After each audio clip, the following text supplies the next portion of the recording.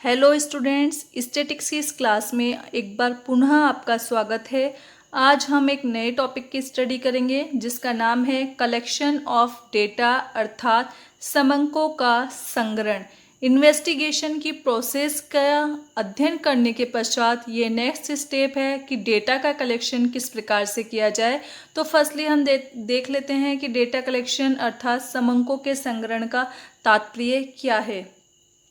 समंकों का संग्रहण सांख्यिकी विज्ञान की एक मूलभूत और व्यवस्थित क्रिया है अर्थात सिस्टमेटिक और फंडामेंटल प्रोसेस है। एक सांख्यिक द्वारा अनुसंधान की योजना अर्थात इन्वेस्टिगेशन की प्लानिंग करने के पश्चात समंकों के कलेक्शन का कार्य प्रारंभ किया जाता है। वास्तव में संकलन क्रिया की शुद्धता और व्यापकता पर ही समंकों के प्रेजेंटेशन, एनालिसिस एवं इंटरप्रिटेशन की जो आगामी क्रियाएं हैं उनकी सफलता डिपेंड करती है। यदि कलेक्टेड डेटा अशुद्ध और अपर्याप्त होते हैं तो उनसे निकाले जाने वाले रिजल्ट्स भी भ्रामक होंगे। अतः समंकों के संग्रहण की क्रिया में अधिक सतर्कता और सावधानी रखना बहुत आवश्यक है। नेक्स्ट हम देखते हैं कि जो डेटा का कलेक्शन है वो किस प्रकार से किया जाता है या उसके कौन कौन से मेथड है, या हम ये भी कह सकते हैं कि डेटा के टाइप्स कौन कौन से हैं। तो देखिए, डेटा का कलेक्शन दो प्रकार से किया जाता है, एक तो प्राइमरी सोर्सेज से और दूसरा है सेकेंडरी सोर्सेज से। प्राइमरी सोर्सेज से कलेक्टेड डेटा प्राइमरी डेटा कहलाता है, जबकि सेकेंडरी सोर्सेज से जो डेटा कलेक्ट किया जाता है वो सेकेंडरी डेटा कहलाता है। तो नेक्स्ट हम देखते हैं कि प्राइमरी डेटा और सेकेंडरी डेटा होता क्या है। फर्स्ट हम बात करेंगे प्राइमरी डेटा की अर्थात प्राथमिक समंक की। जो समंक या डेटा इन्वेस्टिगेटर द्वारा फर्स्ट टाइम स्टार्टिंग से एंड तक बिल्कुल नए सिरे से एकत्रित किए जाते हैं वो प्राथमिक समंक कहलाते हैं। इसके अलावा द्वितीय समंक, जो समंक पहले ही अन्य व्यक्तियों या संस्थाओं द्वारा कलेक्ट किए जा चुके हैं या पब्लिश किए जा चुके हैं और इन्वेस्टिगेटर केवल उनका यूज़ करता है, वो सेकेंडरी डेटा कहलाते हैं। इसे हम एक एग्जाम्पल के थ्रू इस प्रकार से एक्सप्लेन कर सकते हैं कि सेंसस से रिलेटेड जो डेटा है वो मिनिस्ट्री ऑफ होम अफेयर्स के अंतर्गत registrar general and census commissioner of India के द्वारा कलेक्ट किए जाते हैं, अर्थात जनगणना अधिकारियों द्वारा कलेक्ट किए जाते हैं। लेकिन वही जनगणना संबंधित आंकड़े जब बुक में पब्लिश किए जाते हैं या किसी रिसर्चर द्वारा यूज़ किए जाते हैं तो उनके लिए वही डेटा सेकेंडरी डेटा अर्थात द्वितीयक समंक कहलाते हैं। नेक्स्ट हम देखते हैं difference between primary and secondary data अर्थात प्राथमिक एवं द्वितीयक समंक में अंतर। इनमें जो फर्स्ट डिफरेंस है वो है मौलिकता के आधार पर। जो प्राइमरी डेटा है वो मूलभूत और मौलिक होता है और ये डेटा सांख्यिकीय विधियों के लिए कच्चे माल अर्थात रॉ मटेरियल की भांति कार्य करता है, जबकि जो सेकेंडरी डेटा है वो स्टैटिकल यंत्र में से एक बार गुजर चुके होते हैं और ये फिनिश्ड माल की भांति कार्य करते हैं। सेकंड जो डिफरेंस है वो है कलेक्शन के बेसिस पे। प्राइमरी डेटा इन्वेस्टिगेटर द्वारा बिल्कुल नए सिरे से कलेक्ट किए जाते हैं, जबकि जो सेकेंडरी डेटा है वो अन्य व्यक्तियों या इंस्टीट्यूशंस द्वारा पहले से ही कलेक्टेड होते हैं और अनुसंधानकर्ता द्वारा साधारणतः पत्र पत्रिकाओं और अन्य प्रकाशनों द्वारा संग्रहित किए जाते हैं। नेक्स्ट जो इसमें डिफरेंस है वो है रिसोर्सेज के बेसिस पर कि जो प्राइमरी डेटा है उनके कलेक्शन में अधिक परिश्रम, समय व धन की आवश्यकता होती है, क्योंकि इसमें इन्वेस्टिगेटर इंडिविजुअली फील्ड में जाकर प्रत्येक व्यक्ति से डेटा कलेक्ट करता है, जबकि जो सेकेंडरी डेटा है वो अधिकतर पत्र पत्रिकाओं तथा सरकारी व गैर सरकारी प्रकाशनों में सरलता से उपलब्ध हो जाते हैं। अतः इसमें कम परिश्रम, समय और धन की आवश्यकता होती है। लास्ट जो डिफरेंस है वो है उद्देश्य के आधार पर। जब हम प्राइमरी डेटा की बात करते हैं तो इन डेटा का कलेक्शन इन्वेस्टिगेटर द्वारा अनुसंधान के उद्देश्यों के अनुकूल किया जाता है, जिससे इनमें किसी भी प्रकार के मॉडिफिकेशन की आवश्यकता नहीं पड़ती, जबकि जो सेकेंडरी डेटा है वो किसी दूसरे उद्देश्य के लिए कलेक्ट किया जाता है। और जब हम अर्थात इन्वेस्टिगेटर अपनी रिसर्च के लिए इसका यूज़ करता है तो इसे अपनी रिसर्च के अनुकूल बनाने के लिए इसमें काफ़ी मॉडिफिकेशन करने पड़ते हैं। तो ये हुआ प्राइमरी और सेकेंडरी डेटा का डिफरेंस। लेकिन वास्तव में प्राथमिक और द्वितीयक समूहों का अंतर केवल मात्रा का ही है, इसमें प्रकृति से संबंधित कोई अंतर नहीं होता। एक प्रकार के समंक जो एक व्यक्ति के हाथों में प्राथमिक या प्राइमरी होते हैं वही दूसरे व्यक्ति के लिए सेकेंडरी हो जाते हैं। जैसा कि हमने जनगणना से संबंधित एग्जाम्पल में देखा कि जनगणना अधिकारियों के लिए जनसंख्या से रिलेटेड डेटा प्राइमरी डेटा है, जबकि वही डेटा सामान्य व्यक्तियों के लिए सेकेंडरी डेटा बन जाते हैं। नेक्स्ट हम देखते हैं कि डेटा कलेक्शन के डिफरेंट सोर्सेज कौन कौन से हैं। तो जब डेटा कलेक्शन के सोर्सेज की हम बात करते हैं तो फर्स्टली हम देखते हैं कि प्राइमरी डेटा कलेक्शन के डिफरेंट सोर्सेज कौन कौन से हैं या डिफरेंट मेथड्स कौन से हैं, और सेकंड हम देखते हैं कि सेकेंडरी डेटा कलेक्शन के डिफरेंट सोर्सेज कौन कौन से हैं। जब हम प्राइमरी डेटा कलेक्शन मेथड्स की बात करते हैं तो इसमें फर्स्ट आता है डायरेक्ट पर्सनल इन्वेस्टिगेशन अर्थात प्रत्यक्ष व्यक्तिगत अनुसंधान। सेकंड है इनडायरेक्ट ओरल इन्वेस्टिगेशन अर्थात अप्रत्यक्ष मौखिक अनुसंधान। थर्ड है इंफॉर्मेशंस थ्रू कॉरस्पॉन्डेंट्स अर्थात संवाददाताओं से सूचना प्राप्ति। फोर्थ है informations through schedules to be filled in by informants अर्थात सूचकों द्वारा अनुसूचियां भरकर सूचना प्राप्ति। और लास्ट है informations through schedules in charge of enumerators अर्थात प्रगणकों द्वारा अनुसूचियां भरवाकर सूचना प्राप्ति। जब हम बात करते हैं सेकेंडरी सोर्सेज या सेकेंडरी डेटा कलेक्शंस के मेथड्स की, तो इसमें हम दो मेथड्स की या दो सोर्सेज की बात करते हैं। फर्स्ट है प्रकाशित स्रोत अर्थात पब्लिश्ड सोर्सेज, और सेकंड है अप्रकाशित स्रोत अर्थात अनपब्लिश्ड सोर्सेज। नेक्स्ट हम प्राइमरी डेटा कलेक्शन के जो ये डिफरेंट मेथड्स है इनकी वन बाय वन स्टडी करेंगे। तो जो फर्स्ट मेथड है वो है डायरेक्ट पर्सनल इन्वेस्टिगेशन अर्थात व्यक्तिगत प्रत्यक्ष अनुसंधान। इस रीति के अनुसार अनुसंधानकर्ता स्वयं अनुसंधान क्षेत्र में जाकर सूचना देने वालों से प्रत्यक्ष रूप से व्यक्तिगत संपर्क स्थापित करता है और निरीक्षण तथा अनुभव द्वारा आंकड़े संकलित करता है। यह रीति ऐसे अनुसंधानों के लिए उपयुक्त है जिनका क्षेत्र सीमित या स्थानीय प्रकृति का हो तथा जहां समंकों की मौलिकता, शुद्धता व गोपनीयता का अधिक महत्व हो। अर्थात इस मेथड के अंतर्गत इन्वेस्टिगेटर स्वयं फील्ड में जाकर जो इन्फॉर्मेशन देने वाली यूनिट्स है अर्थात व्यक्ति है उनसे डायरेक्ट कांटेक्ट इस्टेब्लिश करता है और अपने एक्सपीरियंस के बेसिस पर डेटा कलेक्ट करता है। इसीलिए ये रीति ऐसे इन्वेस्टिगेशंस के लिए यूज़फुल है जिनका एरिया लिमिटेड हो, ताकि इन्वेस्टिगेटर आसानी से लिमिटेड यूनिट से डेटा कलेक्ट कर सके। इसके अलावा जब इन्वेस्टिगेशन का नेचर लोकल टाइप का हो अर्थात स्थानीय प्रकृति का हो तो भी ये यूज़फुल होता है, क्योंकि ऐसे क्षेत्रों में इन्वेस्टिगेटर आराम से जा सकता है।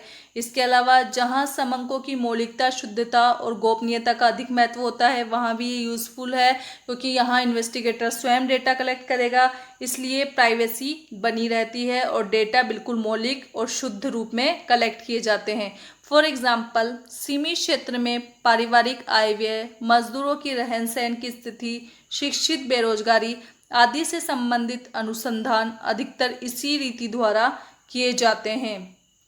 यूरोपीय देशों में ली प्ले ने मजदूरों के आय व्यय संबंधी आंकड़े एकत्रित करने में और आर्थर यंग ने कृषि उत्पादन के अध्ययन में इसी रीति का प्रयोग किया था।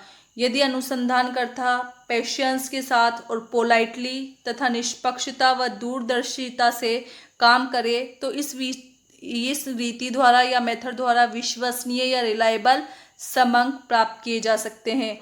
लेकिन इसके लिए ये आवश्यक है कि जो इन्वेस्टिगेटर है उसे इन्फॉर्मेशन देने वालों की भाषा, रहन सहन के स्तर व रीति रिवाज आदि का पर्याप्त ज्ञान हो जिससे वह उनका पर्याप्त सहयोग प्राप्त कर सके। ये हुआ डायरेक्ट पर्सनल इन्वेस्टिगेशन मेथड कि ये क्या है। नेक्स्ट हम देखते हैं कि इसके गुण क्या है विधि के, और इस विधि के दोष क्या क्या है। तो जब हम इसके पॉजिटिव पॉइंट्स की बात करते हैं तो फर्स्ट है मौलिकता व शुद्धता, अर्थात इस प्रणाली में अनुसंधानकर्ता स्वयं कार्य क्षेत्र में उपस्थित होता है और खुद स्वयं जाकर डेटा कलेक्ट करता है, इसलिए इससे कलेक्टेड डेटा बिल्कुल मौलिक और शुद्ध होते हैं। सेकंड है विस्तृत सूचनाओं की विश्वस्त रूप से प्राप्ति। इस रीति के द्वारा मुख्य सूचना के अतिरिक्त अन्य बहुत सी संबंधित सूचनाएं भी विश्वस्त रूप से प्राप्त हो जाती है। फॉर एग्जाम्पल, श्रमिकों की आय व्यय संबंधी जांच करते समय उनकी कार्य संबंधी, रहन सहन की स्थिति, उनको प्राप्त सुविधाएं आदि के बारे में भी महत्वपूर्ण तथ्य कलेक्ट कर लिए जाते हैं। नेक्स्ट है सजातीयता। इस रीति द्वारा उपलब्ध समंकों में सजातीयता अर्थात होमोजेनिटी पर्याप्त मात्रा में पाई जाती है, क्योंकि इसमें आंकड़े एक ही व्यक्ति द्वारा अर्थात इन्वेस्टिगेटर द्वारा ही कलेक्ट किए जा रहे हैं। एक रूपता के कारण इनकी आसानी से तुलना भी की जा सकती है। नेक्स्ट है फ्लेक्सिबिलिटी अर्थात लोचशीलता। ये प्रणाली काफ़ी फ्लेक्सिबल है। अनुसंधानकर्ता आवश्यकता पड़ने पर प्रश्नों में या क्वेश्चंस में थोड़ा मॉडिफिकेशन करके जो सूचना उसे चाहिए वो सूचना प्राप्त कर सकता है।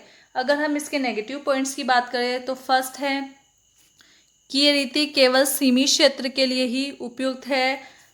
जो विस्तृत क्षेत्र में इन्वेस्टिगेशन है वो इस रीति के द्वारा नहीं किए जा सकते। नेक्स्ट है पक्षपात की संभावना। इस रीति में अनुसंधानकर्ता के इंडिविजुअल बायसनेस का इफेक्ट पड़ सकता है, जिसके कारण परिणामों के दूषित और एकांगी हो जाने की आशंका रहती है। थर्ड है कि इसमें रिसोर्सेस का अपव्यय होता है, समय, धन और श्रम की अधिक आवश्यकता पड़ती है। लास्ट है भ्रामक निष्कर्ष।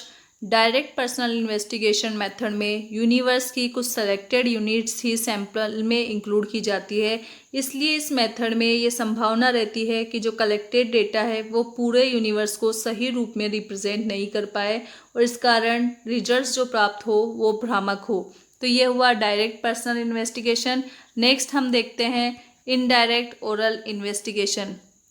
जैसे कि इस विधि के नाम से ही शो हो रहा है कि इसमें जो सूचना कलेक्ट की जाएगी वो अप्रत्यक्ष रूप से कलेक्ट की जाएगी और सूचना मौखिक रूप में कलेक्ट की जाएगी, अर्थात इस विधि के अंतर्गत जो हमारी रिसर्च यूनिट है उससे डेटा कलेक्ट ना करके हम किसी थर्ड पार्टी से या जो विटनेसेज है उनसे ओरल इन्वेस्टिगेशन के द्वारा डेटा कलेक्ट करेंगे। फॉर एग्जाम्पल, मजदूरों के रहन सहन से संबंधित सूचना हम स्वयं मजदूरों से प्राप्त न करके श्रम संघों या मिल मालिकों से मौखिक पूछताछ के आधार पर कलेक्ट करें तो ये इनडायरेक्ट ओरल इन्वेस्टिगेशन कहलाएगा। ये रीति तब प्रयोग की जाती है जब अनुसंधान क्षेत्र अधिक व्यापक हो, प्रत्यक्ष रूप से सूचना देने वालों से व्यक्तिगत संपर्क स्थापित करना संभव नहीं हो या वे लोग अज्ञानता व रुचिहीनता के कारण सूचना देने में असमर्थ हो अथवा समंग ही कुछ जटिल प्रकृति के हो कि वे लोग इसे समझ ना पाए और सूचना नहीं दे पाए। सामान्यतः सरकार द्वारा जो नियुक्तियां की जाती है समितियों व आयोगों की, वे इसी मेथड का यूज़ करते हैं। नेक्स्ट हम देखेंगे merits and demerits of indirect oral investigation, अर्थात अप्रत्यक्ष मौखिक अनुसंधान के गुण व दोष। तो इसके मेरिट्स में फर्स्ट पॉइंट है मितव्ययिता। इस पद्धति में समय, धन और परिश्रम की कम आवश्यकता होती है, कार्य शीघ्रता से हो जाता है और अधिक परेशानी भी नहीं उठानी पड़ती। सेकंड है विशेषज्ञों की सम्मति। इस रीति में अनुसंधान के सब्जेक्ट पर या टॉपिक पर विशेषज्ञों की राय तथा उनके सुझाव प्राप्त हो जाते हैं। पक्ष और विपक्ष के व्यक्तियों से पूछताछ करने से समस्या के विभिन्न पहलुओं का विवेचन आसानी से हो जाता है। नेक्स्ट है निष्पक्षता। इस रीति के अनुसार कलेक्टेड डेटा इन्वेस्टिगेटर के इंडिविजुअल बायसनेस से अफेक्टेड नहीं होते, क्योंकि इस विधि में जो इन्वेस्टिगेटर है वो थर्ड पार्टी अर्थात विटनेसेस से जो इंफॉर्मेशंस मिलती है उसे ही एक्सेप्ट कर लेता है। लास्ट है विस्तृत क्षेत्र। यह रीति विस्तृत क्षेत्र में तथा ऐसे अनुसंधानों के लिए उपयुक्त है जहां इंफॉर्मेशन देने वालों से डायरेक्ट कॉन्टेक्ट इस्टेब्लिश नहीं किया जा सकता। नेक्स्ट हम देखते हैं demerits of indirect oral investigation. इसमें फर्स्ट पॉइंट है अप्रत्यक्ष सूचना। इस रीति द्वारा इन्वेस्टिगेटर को अप्रत्यक्ष सूचना उपलब्ध होती है क्योंकि वो समस्या से प्रत्यक्ष रूप से संबंध रखने वाले व्यक्तियों से संपर्क नहीं कर पाता। अतः इस सिचुएशन में परिणाम अशुद्ध होने की संभावना रहती है। जैसे कि हमारे एग्जाम्पल में मजदूरों के रहन सहन से रिलेटेड डेटा श्रम संघों या मिल मालिकों से कलेक्ट किया जा रहा है, जबकि रहन सहन की स्थिति के बारे में जो ओरिजिनल डेटा है वो सिर्फ मजदूरों को ही पता है। तो संभावना है कि इस सिचुएशन में जो रिजल्ट्स हो वह अनएक्यूरेट या अशुद्ध हो। नेक्स्ट है साक्ष्यों के दोष। कि इस विधि में डेटा कलेक्शन विटनेसेस के द्वारा किया जा रहा है, तो विटनेसेस से डेटा कलेक्शन की स्थिति में संभावना है कि साक्ष्यों की लापरवाही, अज्ञानता व पक्षपात के कारण जो डेटा कलेक्ट किया जाए वो अप्रोप्रिएट नहीं हो या दूषित हो। यह हुआ इनडायरेक्ट ओरल इन्वेस्टिगेशन। नेक्स्ट हम देखेंगे इंफॉर्मेशन थ्रू लोकल सोर्सेज और कॉरेस्पोंडेंट्स अर्थात स्थानीय स्रोतों या संवाददाताओं से सूचना की प्राप्ति।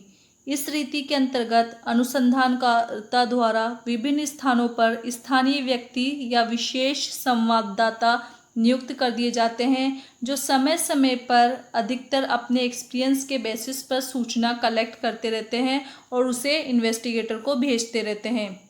संवाददाताओं के व्यक्तिगत अनुमानों में प्राय अनेक अशुद्धियाँ रहती है, किंतु ये जो अशुद्धियाँ है वह कंपनसेट हो जाती है क्योंकि कुछ अशुद्धियों में आधिक्य हो सकता है तो कुछ में कमी भी हो सकती है। इस प्रकार से बैलेंस बन जाता है।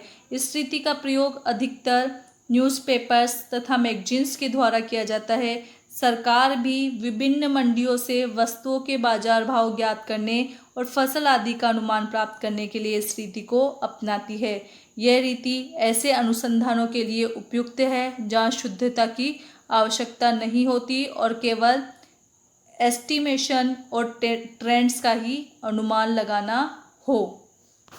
नेक्स्ट हम देखते हैं इस विधि के गुण व दोष अर्थात मेरिट्स और डीमेरिट्स। तो इसके मेरिट्स में फर्स्ट पॉइंट है मितव्ययिता अर्थात यह रीति भी मितव्ययी है। इसमें भी समय, धन और परिश्रम की काफ़ी सेविंग हो जाती है। सूचना शीघ्रता से और कम खर्च पर ही प्राप्त हो जाती है। नेक्स्ट है विस्तृत क्षेत्र। दूर दूर के स्थानों से लगातार सूचना प्राप्त करने के लिए यह विधि काफ़ी उपयुक्त है और इसमें जो डेटा का कलेक्शन है वो भी काफ़ी शीघ्रता से हो जाता है। नेक्स्ट हम देखते हैं डीमेरिट्स अर्थात दोष। इसमें फर्स्ट है शुद्धता व मौलिकता में कमी। इस रीति द्वारा एकत्रित आंकड़ों में शुद्धता और मौलिकता कम होती है क्योंकि इसमें अनुमानों को अधिक महत्व दिया जाता है। नेक्स्ट है एक रूपता का अभाव। आंकड़े विभिन्न संवाददाताओं द्वारा एकत्रित किए जाते हैं और वो अलग अलग मेथड द्वारा आंकड़े एकत्रित करते हैं और विभिन्न शब्दों के भी उनके द्वारा अलग अलग अर्थ निकाले जाते हैं। इस कारण इसमें जो रिजल्ट्स मिलते हैं उनमें यूनिफॉर्मिटी का अभाव होता है। लास्ट है पक्षपातपूर्ण व एकांगी। अधिकांश संवाददाताओं में एक ही प्रकार की पूर्व धारणाएं होने पर समंक पक्षपातपूर्ण और एकांकी हो जाते हैं अर्थात इस मेथड में जो कॉरेस्पोंडेंट्स है उनकी इंडिविजुअल बायसनेस का इम्पैक्ट पड़ता है। इस प्रकार इस वीडियो में हमने डेटा कलेक्शन क्या है तथा प्राइमरी डेटा कलेक्शन के फर्स्ट 3 मेथड्स की स्टडी कर ली है। लास्ट 2 मेथड्स की स्टडी हम नेक्स्ट वीडियो में करेंगे। इसके साथ ही नेक्स्ट वीडियो में हम देखेंगे कि सेकेंडरी डेटा कलेक्शन के डिफरेंट मेथड्स कौन कौन से हैं। Thank you.